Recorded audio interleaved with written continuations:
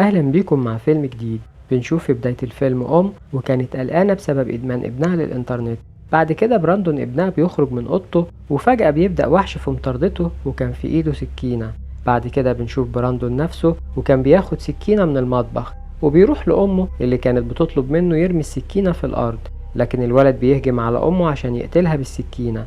في مكان تاني من المدينة بنشوف آشا اللي كان عندها قناة على اليوتيوب، لكن كان عدد المشتركين قليل ونسب المشاهدة ضعيفة، وبنعرف إنها كانت طالبة نشيطة وكانت بتمارس الرياضة لحد وقت قريب. بعد كده كانت بتحاول تثبت نفسها على مواقع التواصل الاجتماعي على الرغم من اعتراض أبوها وأمها، وكان أمير وليا خايفين على بنتهم من الاكتئاب ومن إدمان مواقع الإنترنت. وكان أخوها الصغير كامران متفوق في الدراسة وكان بيعزف على آلة الساكسفون مع فريق الجاز اللي في مدرسته، وكان الأب والأم فخورين بيه طول الوقت. وبنعرف كمان إنه خبير في الكمبيوتر وكان عنده القدرة إنه يوصل للويب دارك، لكن ما كانش فيه حد في عيلته الصغيرة يعرف ده.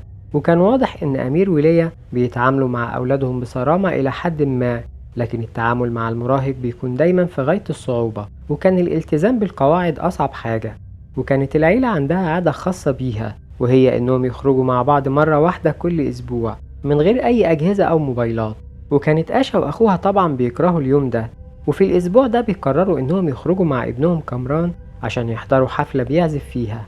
وبيتكلم الأب والأم مع أصحابهم واللي كانوا حاسين بالقلق هم كمان، وبيقولوا لهم عن تحدي الجريم كوتي اللي بيتسبب في موت الأولاد وإنهم يأذوا نفسهم، ويقولوا إن في وحش بيطاردهم.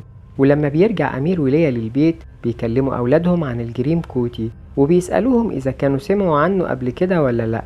وبتحاول آشا إنها تطمنهم وبتقول لهم إن ما عندهاش نية إنها تأذي نفسها أو إنها تهاجمهم.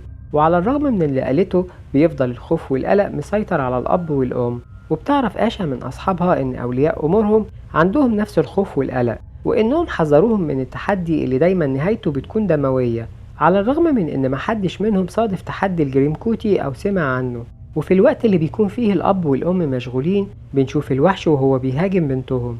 بعد كده بيفكر أمير وليا إن الجريم كوتي بيهاجم أولادهم بسبب استخدامهم لمواقع مش كويسة، وبتكون سبب في إن أطفالهم يأذوا نفسهم. في نفس الوقت بتفكر آشا إن الجريم كوتي مظهر من مظاهر الخوف عند الآباء، وبعد تكرار الحوادث المشابهة بينتشر الخوف بين الآباء زي النار في الهشيم.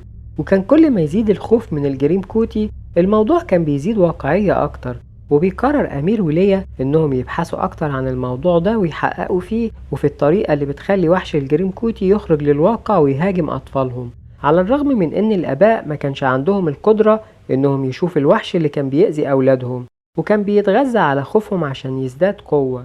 وبيتعرض كامران للهجوم وبيروح للمستشفى.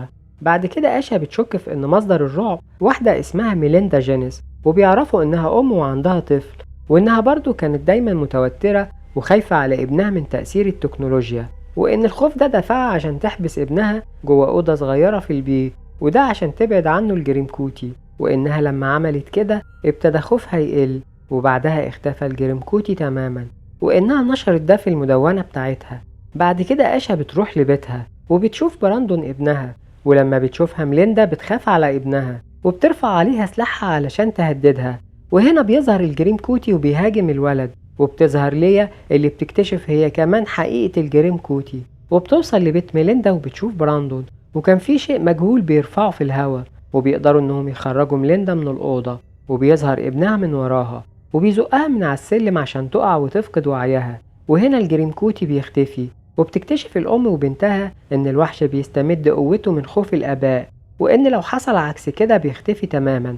بعد كده بيروحوا المستشفى عشان ينقذوا كامران اللي تعرض للهجوم، وكان الأب أمير معاه، وبنشوف إنه كان خايف على ابنه، وكان ده معناه إنه هيبقى ضحية للوحش. وفعلا الولد بيبدأ يشوفه كان ورا أبوه اللي بيحس بالإحباط وبخيبة الأمل لما بيعرف إن ابنه بيشوف الجريم كوتي، وبيقوم يبص عشان يشوفه، لكن بيشوف ليا مراته اللي بتحاول تقنعه إنه يسمح لها إنها تديله حقنة مهدئة، وبتوعده إن كل شيء هيكون كويس، لكن كلامها بيزيد حيرته وبيرتبك أكتر.